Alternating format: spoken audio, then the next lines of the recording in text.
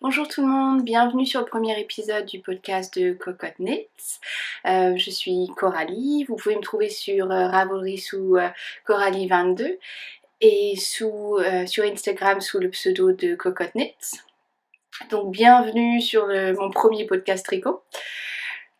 Un petit peu nerveuse, mais ça va bien se passer. Alors un petit peu d'explication pourquoi j'ai décidé de me lancer dans le podcast tricot. Donc ça fait un petit moment maintenant que je regarde des podcasts en anglais. Ça fait à peu près maintenant 1 an et demi, 2 ans, donc des podcasts vidéo et j'écoute aussi bien sûr des podcasts audio. Et finalement, c'est vrai qu'il n'y a pas du tout de podcast français, à part juste Charlotte qui vient aussi de commencer, qui a publié son premier épisode la semaine dernière, si je me souviens bien. Vous pouvez trouver Charlotte sur Fidiver. Et donc, il n'y avait rien. Donc je me suis dit, bon, pourquoi pas. J'avais un petit peu peur, et puis elle s'est lancée, et je me suis dit, bon, allez, on va être un peu courageuse, et puis on va le faire ce fameux podcast. Donc je suis Coralie, comme je l'ai dit, et en fait, je vis en Angleterre. Je vis pas en France. Ça fait maintenant 6 ans que je vis en Angleterre. Donc c'est pour ça que j'ai pas vraiment de problème à regarder ou écouter des podcasts anglais ou américains, parce que je suis bilingue. Donc du coup, il va falloir être un peu patient avec moi, parce qu'il est possible que ça ressemble au Jean-Claude Van Damme du tricot. J'ai beaucoup d'expressions que j'utilise sont anglaises. La plupart du vocabulaire de tricot, je l'ai appris en anglais. Donc il va vraiment falloir être patient parce que ça va pas toujours être très évident. Donc voilà un petit peu l'explication de le pourquoi du comment. Alors ce que je vais vous proposer aujourd'hui, c'est de parler tricot, bien sûr, puisque c'est le but du podcast. Un petit peu de couture, je fais un peu de couture, mais ma vraie passion c'est le tricot. Et j'espère vous donner envie soit de vous lancer, soit d'être un peu plus aventureux dans ce que vous faites au niveau tricot, ou vous donner envie d'essayer des nouvelles laines, ou voilà. Et juste partager aussi ma passion du tricot, parce que finalement, mon mari commence un peu à en avoir marre. Donc j'ai besoin de personnes à qui je peux parler de tricot. Donc là, en l'occurrence, c'est juste ma caméra. Bon, j'espère que vous allez regarder et que je vais avoir d'autres personnes qui vont s'intéresser. Donc voilà. Alors, je vais commencer par mes encours. Donc ce sur quoi je tricote en ce moment. Alors, le premier, c'est le tricot Benoît. Donc c'est un pull. C'est le pull Benoît d'une poule à petits pas. Donc vous pouvez l'acheter via son site, le patron.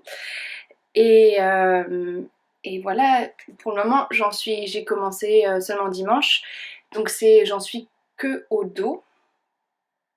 Donc c'est vraiment, de ce côté-là, c'est vraiment pas difficile du tout. Moi je tricote devant la télé parce que là il n'y a pas vraiment besoin de réfléchir, c'est du point mousse tout le long. Ça va très rapidement parce que c'est sur des grosses aiguilles, sur du 9 mm. D'ailleurs, il faut que je change d'aiguille parce que comme vous pouvez voir, j'ai des aiguilles acryliques et ça accroche. Et donc du coup, je suis tout le temps en train de pousser la laine sur mes aiguilles, donc j'avance pas aussi vite que je le voulais. Au niveau de la laine que j'ai utilisé la laine Drops Silk Alpaca. Donc voilà, alpaca et alpaca soie de Drops. Donc dans le coloris, c'est la couleur 1, donc c'est un écru. Et ça se tricote en double. Donc pour le moment j'en suis que à mes premières pelotes et voilà ce qui me reste. Donc ça avance plutôt rapidement. Je fais la taille S. Et alors attention, pas bien du tout, je n'ai pas fait d'échantillon parce que j'avais la flemme. Donc voilà, donc pas d'échantillon, donc on verra. Dans tous les cas, c'est un pull un peu oversize, donc un pull un peu grand. Donc je m'inquiète pas trop, ça devrait aller, je suppose. On va voir. On verra bien ce que ça rend. Et du coup, je le garde dans mon sac, un sac que j'ai fait je crois à Noël.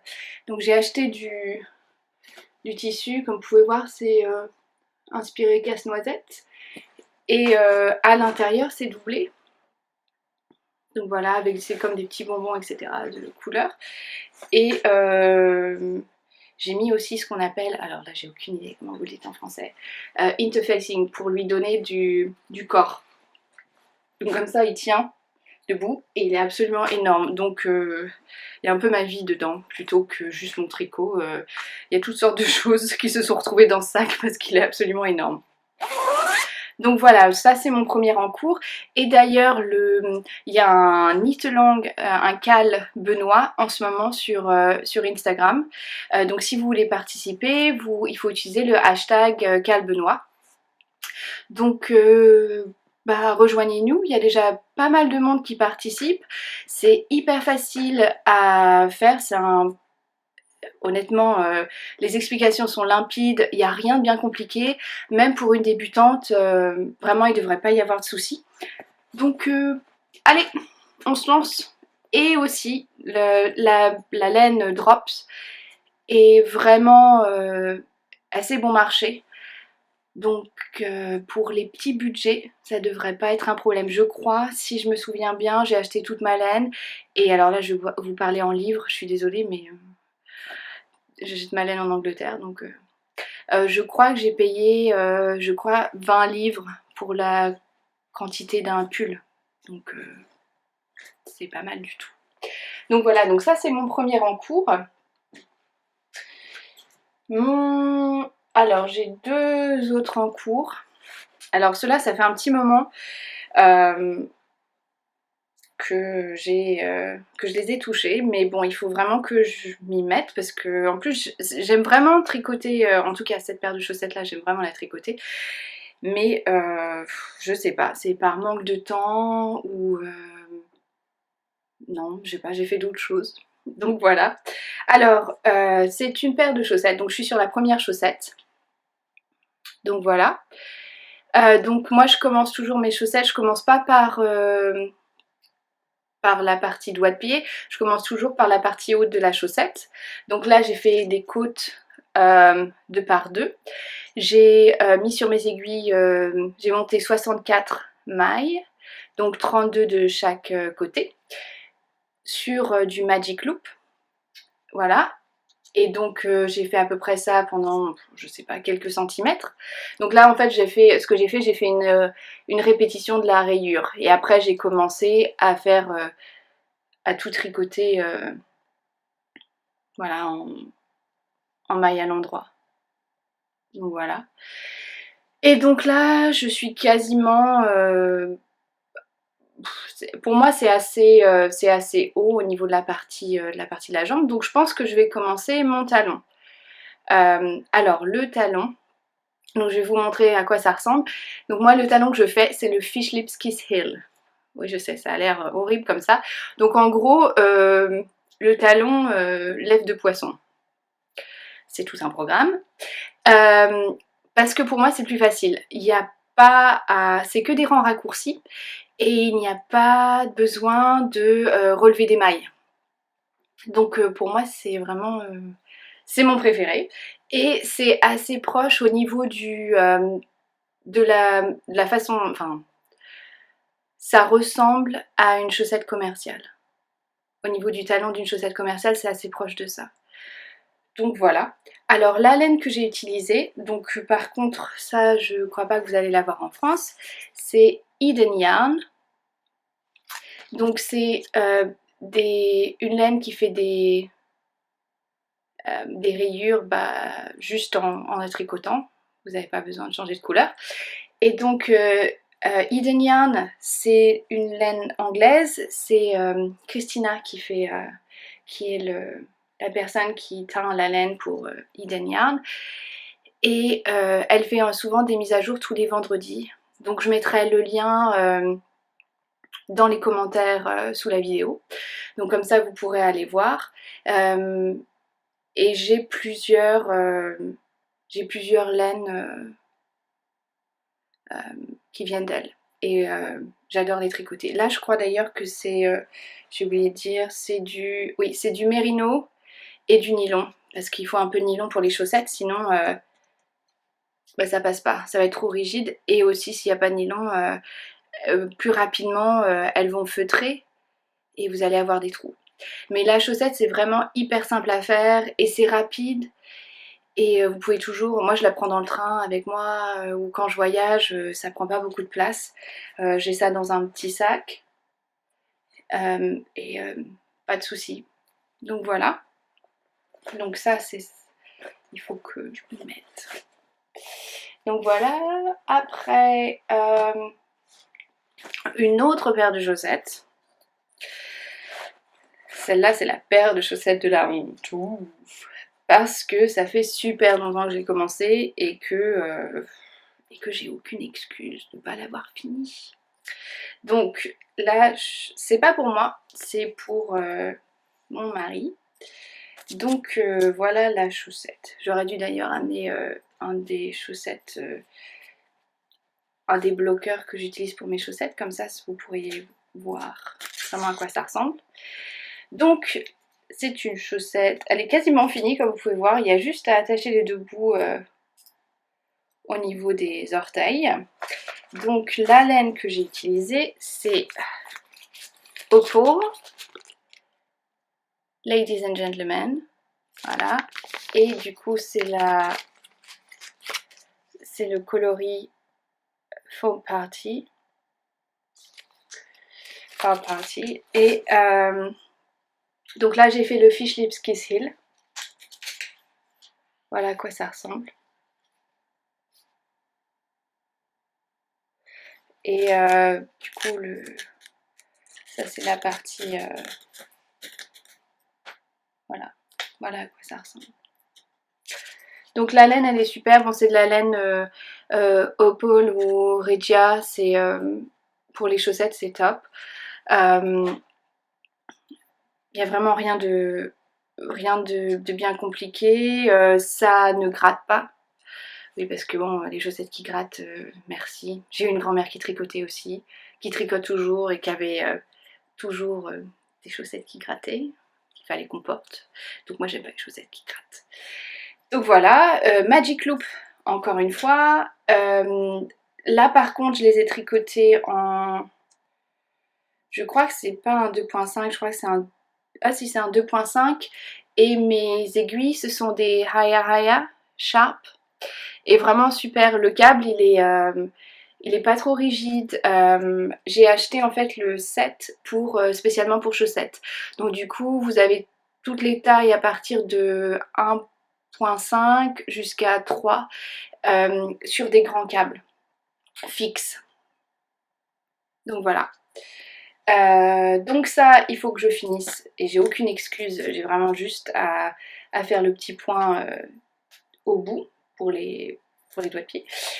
Et après je peux commencer la deuxième. Donc ça c'est le troisième en cours. Ça. Alors après, donc ça c'est les seuls en cours que j'ai réduit parce qu'il y a un moment où j'en avais des tas. Je commençais tout et je finissais rien. Donc dernièrement j'ai décidé de réduire un peu et d'essayer de me concentrer sur un ou deux projets. Et bizarrement, j'arrive à finir. Oui, donc bon, ça veut tout dire. Alors, je vais juste vous montrer ce que j'ai fini il y a de ça une semaine. Donc, et ça a été hyper rapide. J'avais aucune idée. Quand j'ai vu la taille du châle, je me suis dit on va avoir pour des mois. Et finalement, c'est devenu une addiction. il fallait toujours que je fasse une petite rayure en plus ou un rang en plus et finalement j'ai tricoté ça super rapidement. Donc voilà, donc le châle c'est celui-ci. Donc il est très grand, donc ça va être difficile de tout montrer sur la vidéo. Là, mais bon voilà, vous pouvez voir à peu près la taille. Donc le châle c'est le Color Affection de Vira Velamaki. Je mettrai le lien en dessous encore une fois. Et donc c'est tricoté en Madeleine Tosh. Donc si je me souviens bien, la partie, c'est un gris clair. Là ça apparaît plutôt, je crois que c'est avec le mur derrière. Ah voilà. Donc voilà. Ça c'est Silver Fox. Celui-ci c'est Nassau Blue et en réalité il est beaucoup plus vif.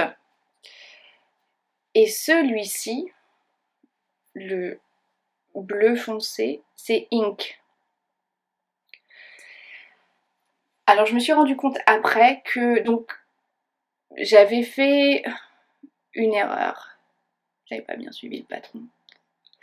La honte. Donc c'est assez facile, c'est en demi-lune. Donc là, la partie grise et la partie rayée, c'est rien de bien compliqué. On se tricote, on se tricote, on se tricote avec des augmentations de façon régulière. Et par contre, cette partie-là, c'est partie rang raccourci.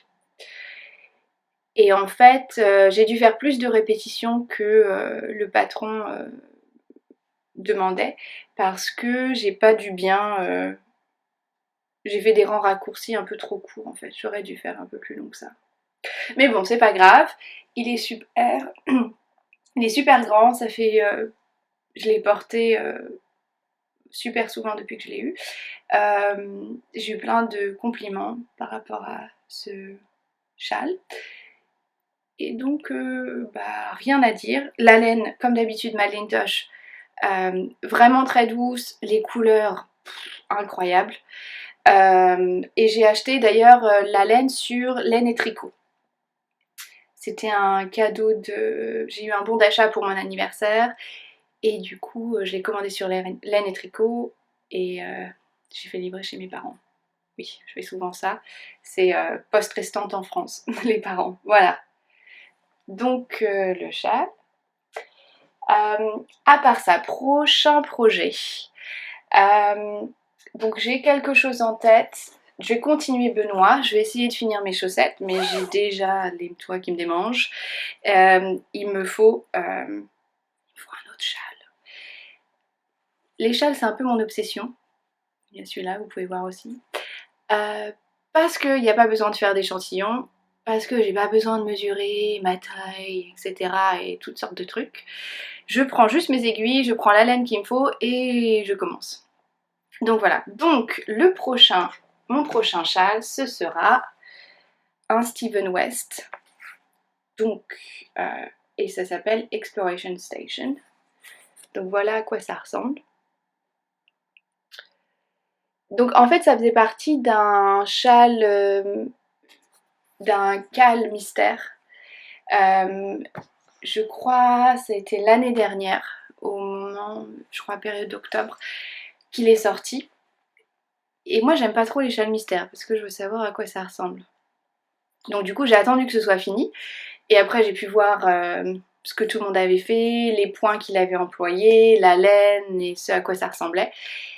Et donc voilà, et donc j'ai décidé de me lancer maintenant parce que je sais à quoi ça ressemble. Alors j'ai choisi ma laine, j'ai 4 couleurs pour ma laine. Donc la première c'est la laine Artist Palette. Donc c'est un indie dyer anglais sur Etsy. Et ça c'est mérino et nylon. Et c'est un violet assez clair. Ça tire sur le parme. Donc ça c'est le première couleur. Deuxième couleur, Madeleine Tosh. Oui je sais, je suis allée à Londres et je suis passée chez Loop. Pour celles qui ne connaissent pas Loop, c'est le temple de la laine. Il y a 2 étages remplis de laine. Par contre, bon, c'est pas donné non plus parce que ce sont des marques un peu de luxe. Mais bon, c'était mon anniversaire. Il a fallu que j'achète de la laine. Donc, la Toche Merino Light, encore une fois, promis, je ne suis pas sponsorisée, mais cette laine, elle est tout simplement à couper le souffle. Donc, c'est le coloris Curiosity. Donc voilà, donc c'est un violet un peu plus foncé. Donc les deux ensemble, comme ça. Oups. Voilà. Il faut 4 couleurs d'ailleurs pour ce châle. Donc l'autre couleur, donc c'est celle-là, donc c'est le Indie Dyer américain, Republic of Wool. Donc ça je l'ai commandé l'année dernière. Et c'est encore une fois Merino Nylon et le coloris c'est Razzle Dazzle. Donc ça je commande de temps en temps de la laine aux États-Unis.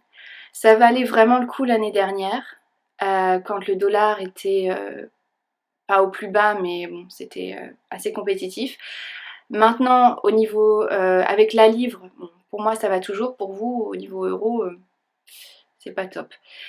Et le souci aussi, c'est que 1 ou 2 fois j'ai dû payer des taxes. Donc sur un écheveau de laine, quand vous payez 5 livres de taxes, plus les frais de port, bof. Donc voilà, donc c'est pas, je recommande pas toujours, mais en attendant, j'ai cette laine qui est absolument superbe. Donc vous pouvez voir, il y a du rose, il y a du violet, des petits splashes de vert. Donc voilà. Et la dernière, Madeleine Tosh, encore.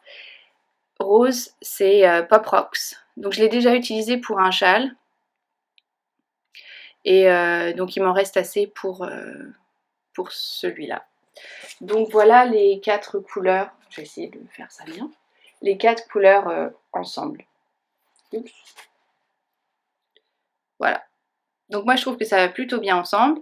Ça va faire un châle plutôt printanier. Oui, parce que le printemps est là. Il fait beau. Donc bien que je pense pas que je vais porter des shorts ou des petites jupes bientôt. Mais bon, pour le moment il fait beau. Et tout ça, c'est dans un sac que j'ai fait l'année dernière, avec, donc vous pouvez le voir, des petits renards qui ont un monocle, un cigare, je crois. Il y en a un aussi qui a un cigare? Non, peut-être pas. Des chapeaux et des petits waistcoats. Et à l'intérieur, une fabrique, tissu à petits pois. Ouh là là, ça peine. Jean-Claude Van Damme du tricot est arrivé. Voilà, donc ça c'est pour ce qui est tricot. Maintenant, on va passer acquisition laine. Alors, acquisition laine. Donc, ça c'est ce que j'ai acheté depuis janvier. Mais il y a une laine en particulier que j'ai commandée en fait l'année dernière. C'est une laine américaine, donc ça s'appelle Desert Vista Dye Work. Et c'est que des laines qui font des rayures en fait. C'est de la laine à chaussettes qui fait des rayures. Donc de ce côté, c'est du mérino, 75% mérino, 25% nylon. Et les couleurs, c'est Eau. Alors en fait, au niveau des couleurs, il va y avoir une rayure de rose vif, une rayure de cette espèce de rouge, une rayure d'un espèce, un beige, je dirais. Et ensuite, il va y avoir une rayure qu'elle appelle zombie. Donc en gros, c'est une rayure avec des petits points de toutes les couleurs. Voilà. Elle est connue pour ses zombies couleurs. Donc voilà. Donc ça, par contre, ça a mis un peu de temps à arriver parce qu'en fait, elle teint la laine quand vous la commandez. Donc en général, ça prend à peu près 2 semaines. Elle a à peu près 2 semaines avant que ce soit envoyé. Et ensuite, comme ça vient des États-Unis, pour moi, je crois que ça a pris 1 semaine. Et cette fois-ci, j'ai pas eu à payer de frais de douane. Yay! Donc ça, voilà. Donc ça, c'était commandé l'année dernière et c'est arrivé, je crois, en janvier. Donc ça va faire des super chaussettes toutes colorées, toutes roses. Voilà. L'autre laine que j'ai reçue, c'est encore une fois Eden Yarn. C'est pareil, encore pour de la chaussette et aussi une laine qui fait des rayures. Donc là, par exemple, vous allez avoir une rayure de caramel, une rayure une espèce de bleu clair, un violet et un rose clair. Et en fait, le petit des chevaux, c'est pour la partie doigt de pied et la partie talon. Et c'est le même violet que vous avez dans les rayures. Donc voilà. Et la semaine dernière, non, il y a ça 10 jours, on est allé à Paris pour voir des amis. Et donc j'avais promis à mon mari que je passerais pas ni à l'oisiveté, ni nulle part, les petits points parisiens, nulle part où il y avait de la laine, que ce serait un week-end sans laine. Mais il s'avère qu'un de mes amis avait décidé d'aller passage du Cerf pour acheter une lampe. Et quand je suis arrivée passage du Cerf, je me suis dit mais j'ai l'impression que je crois qu'il y a de la laine, il y a un magasin de laine là. Et mes amis ont cru que je blaguais. Et en fait pas du tout, il y avait, alors là je vais mal le prononcer j'en suis sûre, Lille Wessel, je suis pas sûre. Enfin bref, du coup j'y suis allée avec une de mes amies et quand je suis rentrée, elle me dit mais la vraie question c'est est-ce que tu as vraiment besoin de laine? Et la personne qui tient le magasin a dit non mais vu ses mains elle tremble, elle veut de la laine. C'est une addiction. Donc j'ai acheté un écheveau de Vilaine en mérino, cachemire et nylon. Voilà. Et le coloris c'est un code couleur, donc ça va être c'est OE03 1501 097. Voilà. Et alors là c'est un peu difficile, c'est comme une couleur un peu moi ça me rappelle, parce que je viens de Normandie, les galets en fait sur la plage. Donc pour moi c'est vraiment la couleur des galets sur la plage et ça doit être la plage de Veules-les-Roses. Dans ma tête c'est sur la plage de Veules-les-Roses. C'est assez particulier hein, comme coloris. Hein. Les galets sur la plage de Veules-les-Roses. Donc voilà. Donc j'ai acheté ça. Donc ça c'est, je crois que c'est tout au niveau acquisition de laine. Et pour le moment j'essaie de rien acheter et je vais vous expliquer pourquoi dans quelques instants. Au niveau couture, alors la couture j'ai commencé il y a de ça 2 ans. J'avais aucune idée de ce qu'il fallait faire. Je savais pas, j'ai ouvert un patron, j'étais là... ça m'a fait un peu flipper. Et du coup j'ai décidé de prendre des cours. Donc tous les mardis soirs pendant 1 an, j'allais pendant 2 heures à un cours de couture près à Oxford. Donc je vis pas très loin d'Oxford. Donc je vis pas à Londres, comme la plupart des Français, je vis près d'Oxford. Et du coup ça m'a aidé à démarrer, à faire des choses simples, à prendre confiance en moi, à savoir comment utiliser ma machine, etc. J'avais une machine très basique, la Singer premier prix, et dernièrement je me suis fait plaisir. Oula, où c'est? Voilà, donc dernièrement je me suis acheté une Bernina. Ça fait tout cette machine. C'est même ce que j'imaginais pas, elle le fait. Bref, super. Et donc voilà, donc depuis, donc j'y retourne en avril, juste pour continuer un peu et puis pour voir les copines. Et en attendant, donc j'ai cousu toute seule comme une grande. Et la dernière chose que j'ai cousue, c'est la blouse Marthe de République du Chiffon. Donc j'ai cousu ça en plume petit noir.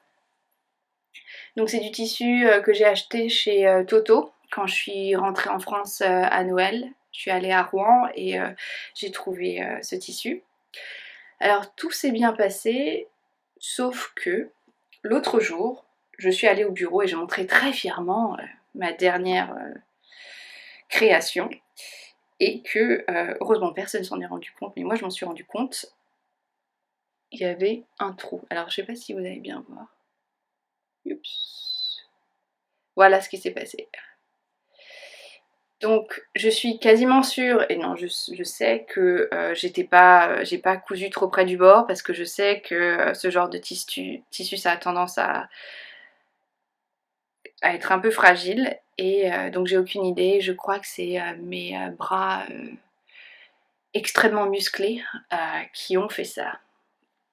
Voilà. Donc ce qui va se passer, c'est que j'ai pas envie de jeter tout ça et maintenant il n'y a aucune chance que je puisse réparer ça parce que c'est vraiment c'est un beau trou et maintenant le tissu à l'intérieur ça ressemble à une catastrophe. Donc ça va devenir manche courte. Il faut que je fasse ça, donc du coup je vais les couper et je vais en faire une manche courte. Parce que de toute façon je me dis que si je veux le porter cet été, oui je sais, je porte du noir l'été, ou la honte. Et ben ce sera plus pratique en manche courte. Donc il faut que je fasse ça. Et je crois que c'est tout. Ah oui, et par contre, ce tissu est extrêmement synthétique. Du coup, j'électrifie tout ce que je trouve quand je porte ce top. Vous pouvez l'entendre. Il met des petits, bruits juste là à le regarder. Donc ça c'est au niveau couture ce que je dois faire. Et j'ai aussi reçu le patron de la robe Sigma de Paper Cut Pattern. J'ai découpé toutes les pièces et j'en suis arrêtée là. J'ai pris mes mensurations aussi, ce qui était assez drôle parce qu'il semblerait que la partie buste, je fasse même pas la taille XXS. Hello, ado prépubère. Donc voilà. Et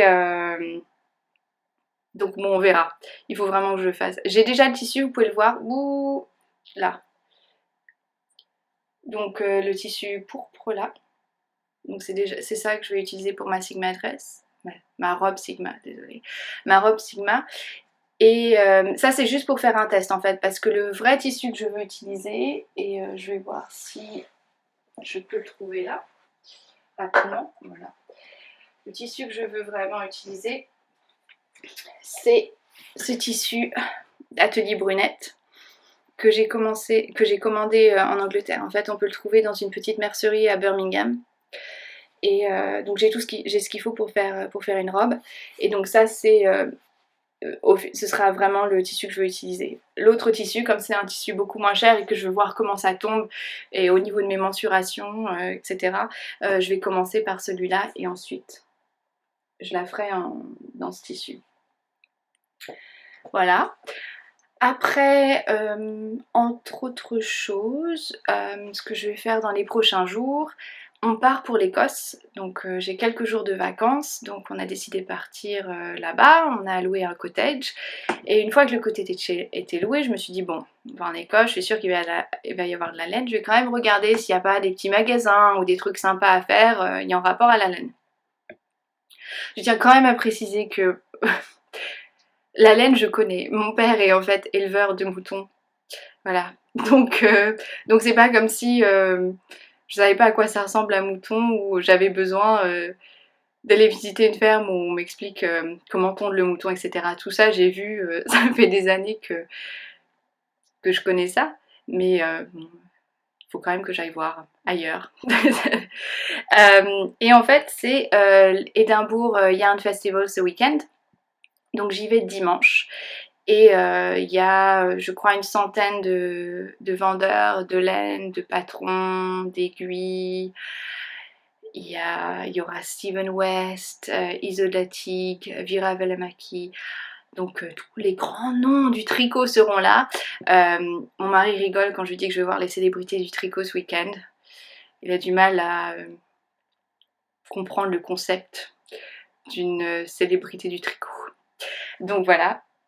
Donc ce sera dimanche, j'y vais, j'ai mis mon petit budget de côté, donc j'aurai sans doute beaucoup de choses à vous montrer dans une semaine et demie, et aussi beaucoup de choses à dire par rapport au festival. Malheureusement j'ai pris mes billets trop tard, donc j'ai pas pu prendre de cours. Et c'est dommage parce que du coup Steven West, Isolda, Vira, tous avaient des classes. La loose. Enfin bref, ce sera pour une autre fois. C'est pas grave. Donc voilà, je crois que c'est tout. Je crois que je vous ai tout dit. Si vous avez des questions ou si vous avez besoin de quoi que ce soit comme renseignement, n'hésitez pas à me contacter. Vous pouvez me contacter via Instagram ou normalement je vais avoir un site Cocotte-Knits où il y aura un email que vous pourrez utiliser pour m'envoyer toutes vos questions. Et je crois que c'est tout, donc j'espère que vous avez une super semaine, j'espère que le podcast vous a plu. Si vous avez des suggestions, des choses que j'ai oublié de dire, si vous avez besoin d'aide, et je suis en aucun cas une experte en tricot, loin de là. J'ai appris beaucoup de choses via les podcasts, en regardant les podcasts et en lisant les blogs, etc. Donc vraiment, voilà, je crois que c'est tout. Donc passez une bonne semaine et j'espère vous revoir au prochain épisode. À bientôt!